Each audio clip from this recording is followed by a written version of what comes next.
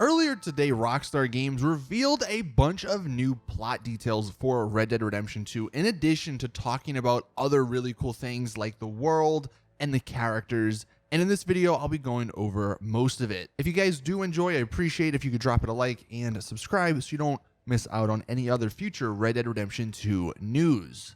Now, this is coming from The Hollywood Reporter. They actually had an interview with Josh Bass, who was an art director at Rockstar San Diego, and Aaron Garbett, who is the director of art at Rockstar North. And these guys gave some awesome bits of info in their answers. So starting us off, going through the article, it talks in general about RDR2. And if you are unfamiliar, which I think most people by now are, but if you are unfamiliar, RDR2 is a prequel to RDR1, which is kind of weird considering it's a sequel. But we are introduced to the infamous Vanderlyn gang in Red Dead Redemption 2 12 years before they were seen in the first game.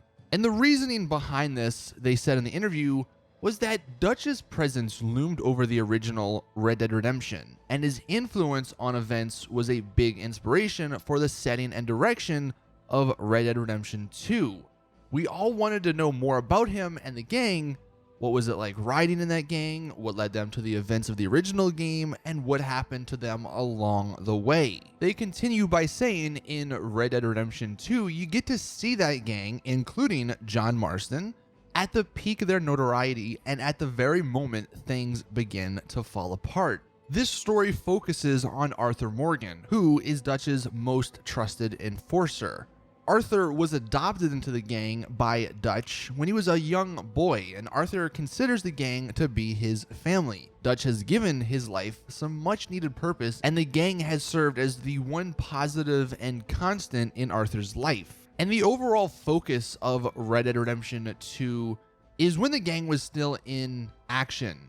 It's not quite set in the heyday, they say, of the lawless West. Things are changing. There's not much room in a rapidly modernizing world for the gang's way of life. Through Arthur's eyes, you see events begin to take a toll on the gang as they are forced to flee across America, while at the same time, Dutch's hold on the gang begins to slip. So it does sound like there's going to be some really interesting story moments in this game just because of that. One of the most interesting quotes from this article, they said that we've aimed to capture a wide slice of American life in 1899, a rapidly industrializing nation that would soon have its sights on the world stage and would do whatever possible to modernize. It's a brutal landscape with a sordid history, but also one that's full of opportunity.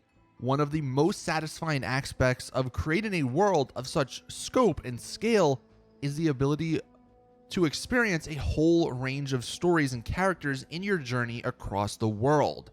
The gang's journey and the game's epic scope makes room to touch on all aspects of turn-of-the-century America in a meaningful, substantial way. And that sounds amazing.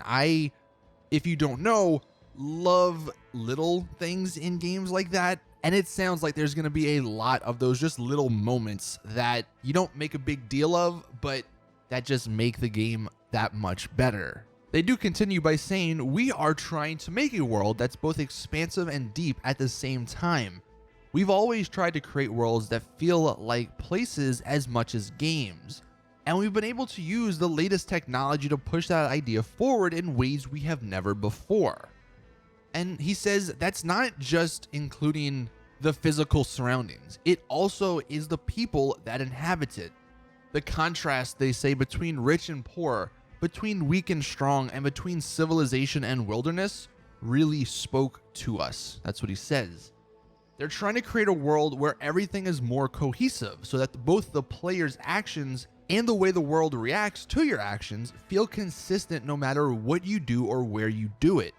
It's persistent and alive, but also more deliberate and intimate in ways which makes sense for a world where you were still mostly getting around by horse or on foot. You can exchange stories with a barman in a saloon, talk yourself out of trouble with a local lawman, hijack a train, or simply rummage through the drawers of an old homestead, hoping to find cash or just some food to help the gang survive, and seamlessly transition between these things in ways that are both fun and are keeping with Arthur as a character. They did touch on the whole 3-character discussion. They mentioned that with GTA 5, switching characters made sense and was a lot of fun. However, sticking with a single character felt more appropriate for the structure and narrative of a Western. Arthur lives with and fights alongside the other members of the gang, and they are a group of fully realized characters with relationships to each other and to Arthur. But this is Arthur's story, and we are placing players firmly in Arthur's boots as he and the gang deal with a rapidly changing world. We do think that people will really love the feeling of being in the gang. It isn't like anything we've ever done before.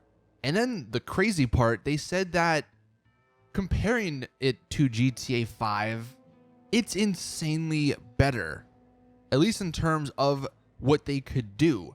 They said GTA 5 set a pretty high benchmark for us as a company, but even the PS4 and Xbox One versions of that game were based on technical concepts from the PS3 era. Red Dead Redemption 2 is their first game for the latest generation of hardware and was an opportunity for them to upgrade every single aspect of their approach to game design at once, from graphics and lighting to AI to weather, sound and score, facial and body animation, and more. They have used that power to create a world that goes far beyond anything they've ever done in terms of depth, interactivity, and persistence. It's the sense of life the game has, they continue, that most sets it apart. When you first enter a town and you see the townspeople going about their business, building houses, selling papers, hanging out, you can instantly tell we've never experienced this detail in an open world game before, where you see a shack on a hill, and you know there's something interesting for you there. Maybe you will break in and stumble onto a mystery or meet the owner and end up getting tangled in something.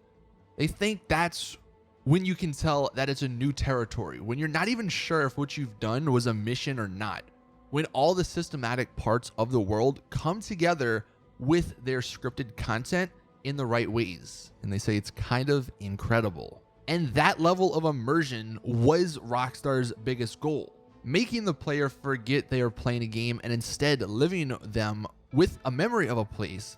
That's how I leave this project personally. Now that we're finishing up, I've spent years living in this world every day and I'm gonna miss it. But I leave it with memories of a place I've lived in, and that's pretty amazing. So this was an amazing article. This definitely increases my hype for the game. The more and more I hear about it, the more hyped I continue to get. Hopefully next week we get the new trailer, because they are starting to release a bunch of RDR2 content yesterday, and even today they released a bunch of pictures of the Vanderlyn gang, which I'll make a separate video on because I don't want this video to be super long. But there are also some other little magazines that are teasing some new RDR2 info as well. So hopefully this is going to continue over the next couple of days into next week, and we get the new trailer and a bunch of new information. But let me know your thoughts in the comment section on this interview. This stuff sounds amazing. The immersion part of this game sounds like it's going to be the greatest we've ever seen. So hopefully it does live up to that. But thank you all for watching. Please drop the video a like if you did enjoy. Subscribe and hit that bell button so you get a notification when I do upload another video.